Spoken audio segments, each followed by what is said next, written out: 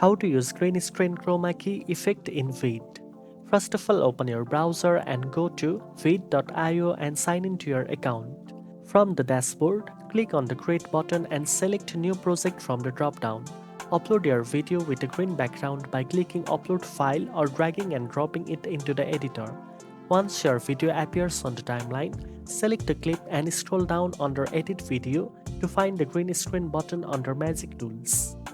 Click on it and use the eyedropper tool to pick the background color you want to remove.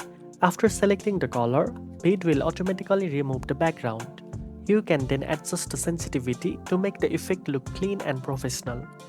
Next, upload your desired background image or video and place it on a layer behind your main video. Resize and position it to fit perfectly with your subject. Preview your video to ensure the green screen effect looks seamless. Once satisfied, export your video with the green screen effect applied. Now you know how to use the green screen chroma key effect in VEED. If you found this video helpful, don't forget to like, share and subscribe for more editing tips. Thanks for watching and I'll see you in the next one.